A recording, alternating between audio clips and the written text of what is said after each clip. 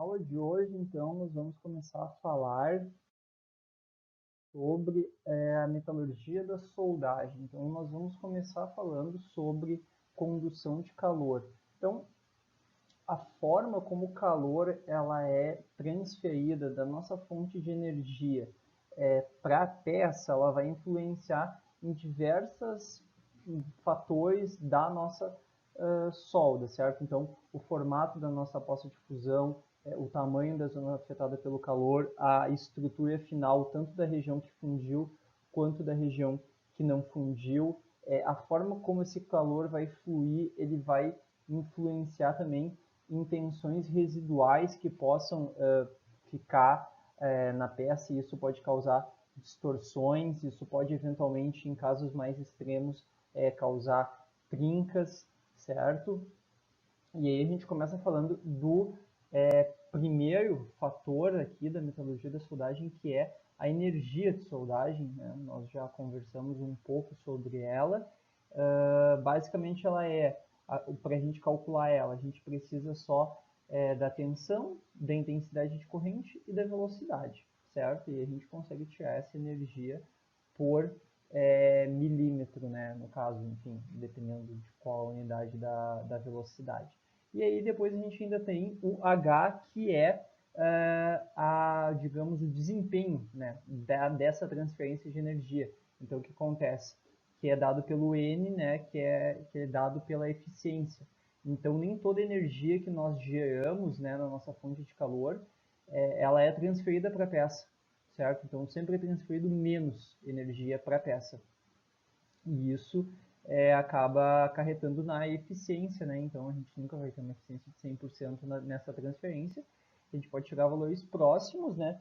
Algumas coisas influenciam o valor, então, dessa eficiência. Então, a polaridade do eletrodo pode melhorar ou piorar. O tipo de processo, então, assim, eletrodo revestido tem uma eficiência média de 70%, né? Arco submerso tem uma eficiência média de 90%.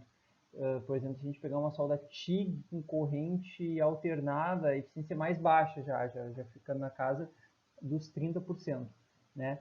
Então, a gente vai ter esses fatores que acabam influenciando. Então, a gente não pode sempre nos ater apenas à energia de soldagem. A gente tem que olhar para a eficiência daquele processo, daqueles parâmetros. Outra coisa muito importante, né, que a gente tem que tomar cuidado quando a gente fala de energia de soldagem é que a energia de soldagem ela coloca todo mundo, né, todos aqueles parâmetros dentro de uma caixa preta e nos fornece apenas um número. Né? Então ele coloca lá o valor da tensão, o valor da corrente, o valor da velocidade, tudo junto e entrega um número para a gente. A gente tem que ter em mente que muitas combinações de números geram, né, aquele mesmo valor. Então aqui a gente tem um exemplo aqui de uma solda com 1,8 kJ por milímetro. Então, diferentes correntes e diferentes combinações de corrente, velocidade e tensão geram esse mesmo valor de energia. E isso vai influenciar no formato do cordão de solda, se a gente mudar. Então, se eu aumento a tensão ao dobro e diminuo a corrente à metade, a gente tem a mesma energia de soldagem, só que com os fatores diferentes. Então, e a gente já sabe, né, que, por exemplo, a intensidade de corrente, ela está diretamente relacionada com a penetração de soldagem, né, o quanto vai penetrar a zona fundida dentro do metal base. Então aqui a gente tem um exemplo, né, de dois exemplos com a mesma energia de soldagem, certo? Mas com parâmetros, né, de corrente diferentes.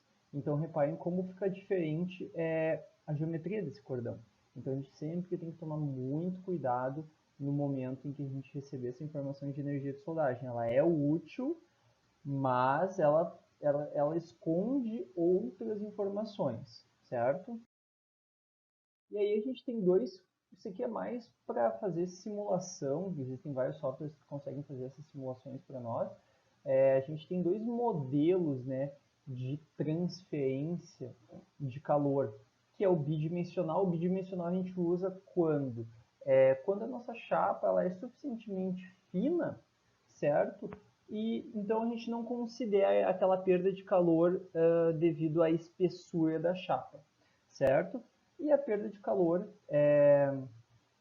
tridimensional, né? Onde a gente vai considerar que o material está perdendo calor nas três dimensões, né? X, Y e Z. Então é aplicado para chapas mais espessas e naturalmente a troca de calor ela é mais intensa quando tu tem uma chapa mais espessa, certo? Então tu tem mais locais tirando calor, certo? Da zona que está recebendo aquela energia, né? Aí aqui a gente tem o perfil de um ciclo térmico. Então esse perfil a gente imagina que a gente tem a nossa peça aqui e a gente está soldando, certo? Então a temperatura ela vai subir abruptamente, certo? Enquanto a gente está passando o eletrodo, vai chegar numa temperatura máxima. Se a gente pegar só esse um ponto, certo? O eletrodo vai passando e a gente está pegando a temperatura desse um ponto. Então, o eletrodo vai se aproximando, a temperatura vai subindo, certo? Quando o eletrodo estiver bem em cima desse ponto que a gente está analisando a temperatura, a gente vai ter uma temperatura de pico. Depois o eletrodo vai continuar passando, né? E vai começar a esfriar, certo? Só que começa a esfriar de forma bem mais lenta porque o eletrodo ainda está passando ali, então ele ainda tem calor. E aí a gente tem algumas coisas importantes, a temperatura de pico, a temperatura máxima, então é importante a gente saber para eventualmente, ó, a temperatura de pico ela passou da temperatura de transformação de alguma fase, certo? Então a gente sabe que a gente vai ter uma outra fase naquela zona lá fundida e tudo mais, certo? Tempo de permanência é o tempo, né, no qual a peça fica acima de uma determinada temperatura crítica. Essa temperatura crítica nós escolhemos, certo? Então a gente pode escolher a temperatura de austenitização do aço. Então a gente vai verificar quanto tempo o aço ficou acima da temperatura de austenitização. Isso aí vai dar uma informação para a gente a respeito de quanto, né, daquela microestrutura se austenitizou, porque se ficar muito pouco tempo naquela temperatura, não dá tempo de austenitizar nada, certo? E a taxa de resfriamento, né, é a inclinação dessa curva aqui, como ela cai, certo? Que nos dá informações a respeito de como vai ser a microestrutura final, né, da nossa junta soldada ou da nossa zona afetada pelo calor, porque vai depender onde nós estaremos, né, monitorando a temperatura. E aí aqui agora a gente vai falar sobre alguns fatores que influenciam a troca de calor, certo? Então a gente vai falar agora sobre condutividade térmica da peça. Qual peça esfria mais rápido ou esquenta mais rápido, né? Uma peça com uma condutividade térmica boa ou ruim, né? Então o que é entre os metais um bom condutor térmico e um mau condutor térmico? Entre os metais, por exemplo, o cobre é um bom condutor térmico. E o aço é um mau condutor térmico, certo? O que acontece? Quando nós temos um mau condutor térmico, que é o caso do aço,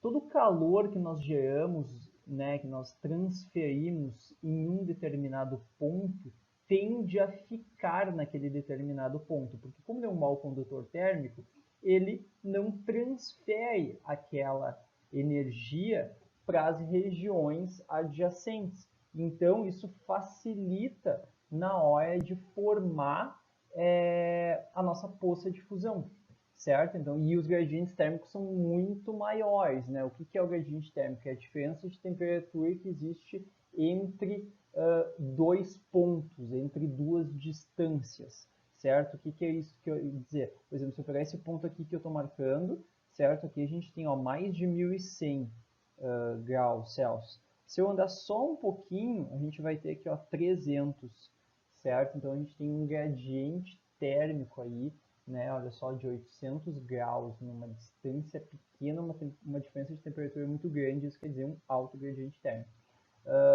Peças ótimas, né? Boas condutoras de calor, como o cobre, elas recebem o calor e rapidamente elas transferem esse calor para toda a peça. Então a peça esquenta de forma mais, digamos, homogênea, certo? E isso para soldagem não é interessante porque a gente quer formar uma poça de fusão localizada e bem definida e pequena, certo? Então, para isso, a gente precisa que a poça de fusão, né, que tenha a temperatura seja muito grande, onde a gente quer fundir para o metal ficar líquido, e nas regiões adjacentes a gente não tem interesse que esteja muito quente, porque aquilo ali, quanto menos esquentar, melhor, porque vai dar menos zona afetada pelo calor. Então, bons condutores térmicos, eles exigem muito mais cuidado na hora de soldar. A gente normalmente tem que fazer um pré-aquecimento dessa peça, certo?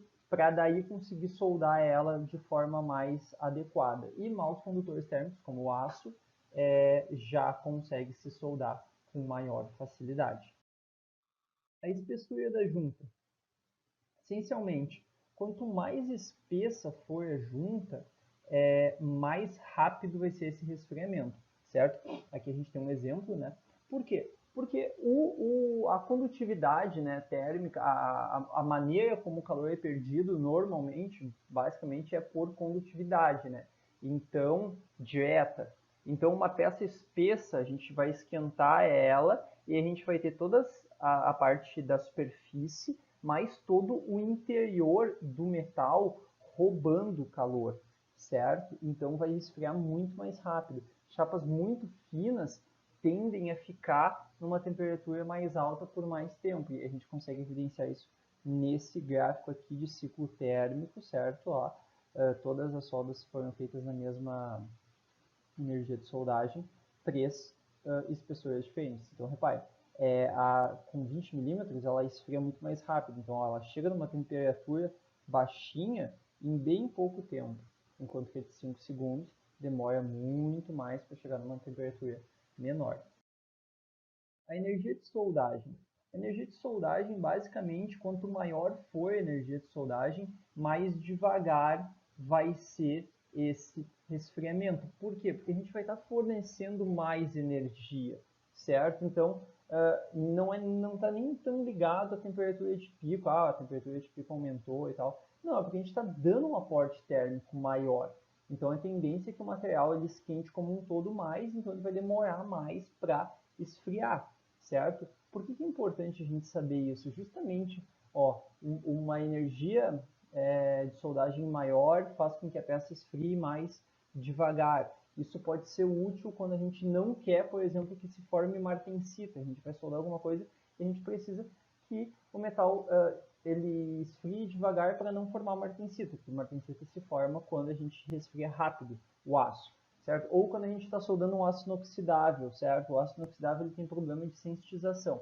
Se eu resfriar ele rápido, eu não sensitizo ele, então é interessante eu soldar aços inoxidáveis com baixas energias, porque com baixas energias eu resfrio rápido e não sensitiza ele, certo?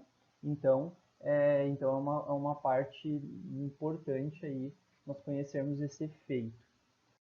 E por fim, a temperatura de pré-aquecimento. Então, quando a gente pré-aquece a, a peça como um todo, a nossa intenção é exatamente essa, é fazer com que ela esfrie mais devagar. Por quê? Porque o gradiente térmico vai ser menor, certo? Então, a gente vai ter, se eu parto de 20 graus e coloco lá só uma energia, né? Então uma temperatura de 1000, por exemplo, a gente vai ter uma diferença de temperatura, né, de 1000 para 20, então 980 graus de diferença.